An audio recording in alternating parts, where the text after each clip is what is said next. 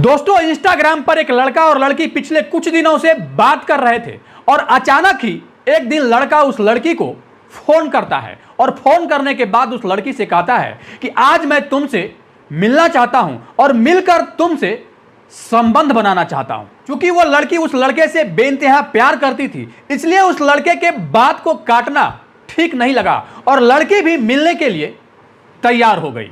लेकिन लड़की इस बात से बिल्कुल भी अनजान थी कि अब आगे उसके साथ क्या होने वाला है। लड़का उस लड़की को लेकर अपने दोस्त के रूम पर जाता है और वहां जाने के बाद उस लड़की से संबंध बनाने लगता है। क्योंकि इसमें लड़की की भी सहमति थी, कोई विरोध नहीं था। अब कुछ ही देर बाद संबंध बनाते रहने के दौरान ही लड़की की सांसें तेज हो जाती है। वह उस लड़के से कहती है कि रुको, मुझे बहुत तेज दर्द हो रहा है, मैं उस दर्द को झेल नहीं पा रही हूं। ये लड़की के आखिरी शब्द थे और कुछ ही देर बाद एक संदिग्ध और रहस्यमयी परिस्थिति में लड़की की सांसें हमेशा के लिए थम जाती है, उसकी मौत हो जाती है। इंस्टाग्राम पर प्यार, फिर प्राइवेट मुलाकात और उसके बाद जो हुआ वो न सिर्फ खौफनाक था बल्कि शर्मनाक और दर्दनाक भी था। जब उसे हॉस्पिटल लाया गया तो उसके शरीर से लगातार खून बह रहा था, रक्त का स्राव हो रहा था। वह लड़की अब इस दुनिया को हमेशा हमेशा के लिए छोड़ चुकी थी। जब जांच हुई और जांच के बाद जिन बातों का खुलासा हुआ वो वाकई चौंका देने वाला था। अब सवाल यह उठता है कि क्या यह एक रिलेशनशिप की मौत थी या फिर वीडियो के पीछे कोई ब्लैकमेलिंग रैकेट का गिरोह काम कर रहा था। दोस्तों, यकीन मानिए, इस पूरे घटना को सुनने के बाद आपकी रूह कांप जाएगी और आप ये सोचने पर मजबूर हो जाएंगे कि क्या वाकई सोशल मीडिया आज के यंग जनरेशन के लिए इतना खतरनाक बन चुका है। मैं चाहता हूं थोड़ा समय निकालकर इस पूरे वीडियो को जरूर देखें और अपने घर में भी बच्चों को सचेत करें, जागरूक करें। आज की जो सच्ची घटना मैं आपको बताने जा रहा हूं, यह सच्ची घटना बिहार के राजधानी पटना की है। एक लड़का एक लड़की से रेलवे स्टेशन पर मिलता है, दोनों नाबालिग हैं। वह लड़का उस लड़की को देखते ही पहली नजर में पसंद कर लेता है। दोनों मिलते हैं, बातचीत होती है और इसी दौरान दोनों एक दूसरे का नंबर भी एक्सचेंज करते हैं। और इसके बाद जब दोनों अपने अपने घर गए तो घर जाने के बाद दोनों में लगातार बातचीत शुरू हो जाती है। अब चाहे वो व्हाट्सएप पे बात हो या फिर इंस्टाग्राम पे बात हो या फिर फोन कॉलिंग पे बात हो, लगातार इन दोनों में घंटों बातें होते रहती। देर रात तक भी दोनों एक दूसरे से बात करते रहते। बातों का सिलसिला कुछ इस कदर आगे बढ़ जाता है कि दोनों एक दूसरे को बिना कपड़े के भी वीडियो कॉल पर देखने लगते हैं।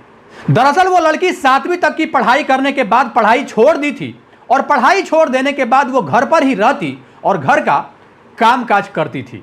क्योंकि उसके पिता, उसके पापा पटना में बढ़ई का काम करते थे और वह लड़की अपने पापा से मिलने, अपने पिता से मिलने कभी कभार पटना भी जाया करती थी।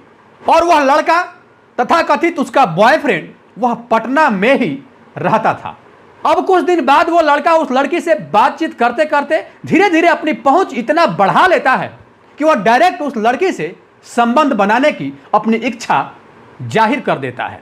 क्योंकि वह लड़का फेसबुक और व्हाट्सएप के कुछ ऐसे ग्रुप में जुड़ा हुआ था जहां वो इस तरीके के वीडियो लगातार देखता था। उन वीडियो को देखने के बाद उसके मन में भी वही करने की इच्छा जागृत हो जाती है और इसके बाद वो अपनी इस इच्छा को अपने गर्लफ्रेंड से जाहिर करता है और कहता है कि मैं भी वही करना चाहता हूं तुम्हारे साथ जो कि इस वीडियो में किया जा रहा है।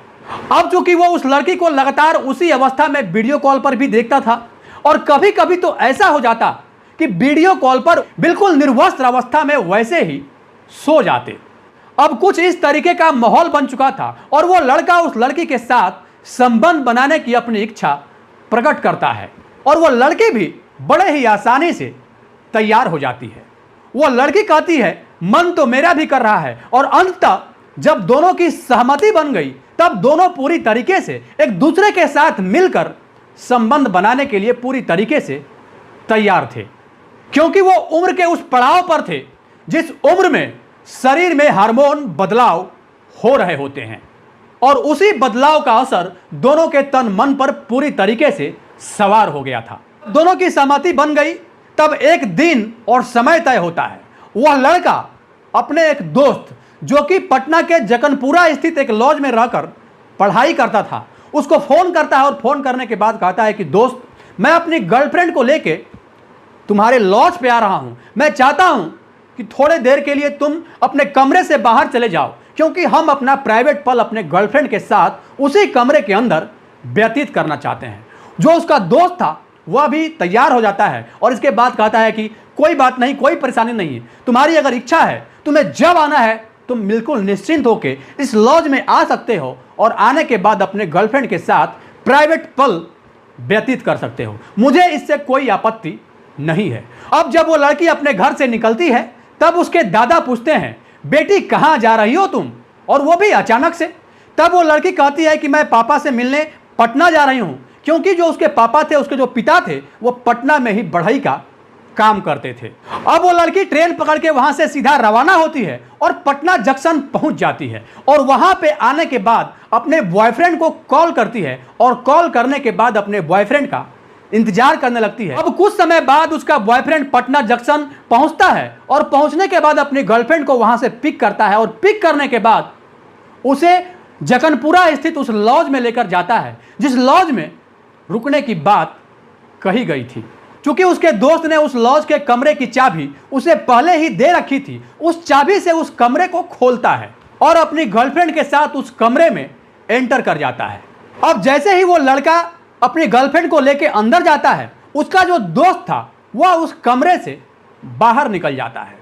चूंकि वो लड़का आराम से उस लड़की को घुमाते फिराते उस कमरे में लेकर गया था और वहां जाने के बाद कुछ देर बैठकर दोनों बातचीत करते हैं और बातचीत करने के बाद दोनों अपने अपने कपड़े तन से जुदा करते हैं और इसके बाद फिर शुरू हो जाते हैं जिस काम के लिए वो दोनों वहां पर गए थे। चूंकि दोनों की सहमति से ही ये सारा कुछ हो रहा था, अब जैसे ही संबंध बनाना दोनों आरंभ करते हैं, शुरुआत में ही लड़की को ब्लीडिंग होने लगती है। अब लड़के के दोस्त ने यह बता रखा था कि अगर फर्स्ट टाइम होगा तो ब्लीडिंग हो सकती है। अब वो इस बात को समझ नहीं पाता है, बस उसे अपने दोस्त और दोस्तों के द्वारा बताई गई जो बातें थी उसे वही समझ आ रहा था। उसे लगा वास्तव में यह पहली दफा है, इसी वजह से ऐसा कुछ हो रहा है।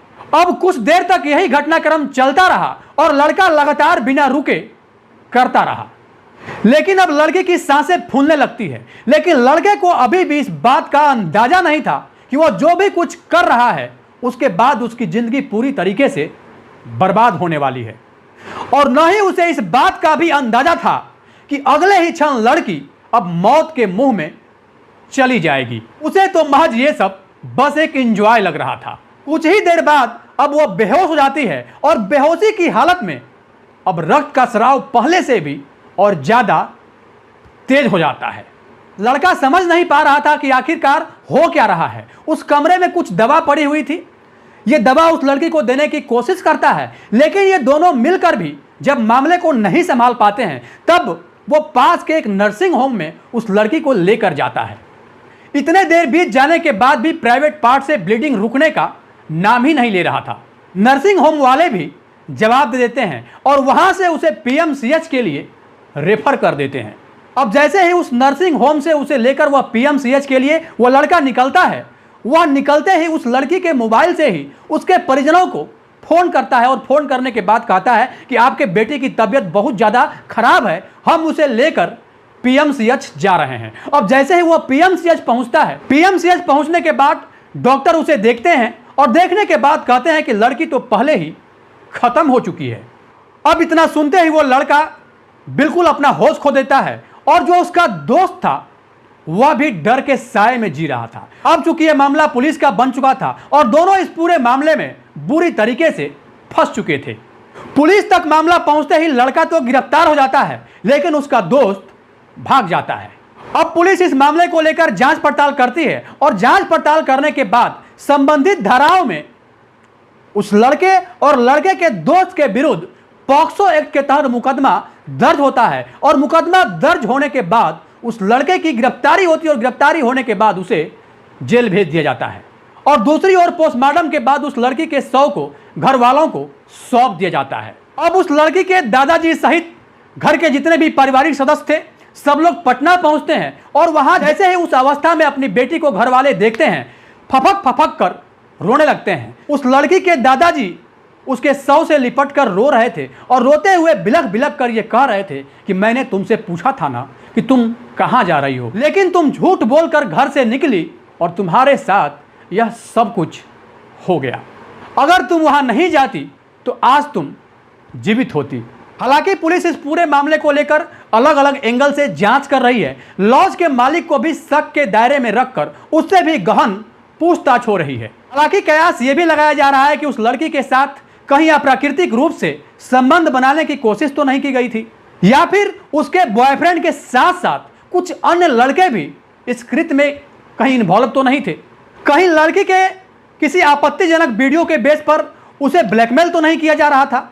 अब क्या है क्या नहीं, ये भविष्य के गर्भ में छिपा है, जो पूरी तरीके से तहकीकात के बाद ही स्पष्ट हो पाएगा। दोस्तों, इस घटना को बताने का उद्देश्य किसी को परेशान करना नहीं, किसी के भावनाओं को आहत करना नहीं, किसी के अंतरात्मा को चोट पहुंचाना नहीं, बल्कि आपको सचेत करना है, आपको जागरूक करना है, आपको यह बताना भी है। जिस तरह आजकल सोशल मीडिया प्लेटफॉर्म आजकल तमाम तरह के कंटेंट को प्रमोट कर रहे हैं, जिस तरीके का कंटेंट और वीडियो आज के आधुनिक समय में हमें दिखाया जा रहा है, वो वीडियो कहीं ना कहीं आजकल फेमस होने का एक बड़ा साधन बन गया है। आधुनिक युग के पेरेंट्स और अभिभावक भी अपने बच्चे से ऐसे वीडियो और कंटेंट बनवाना पसंद करने लगे हैं।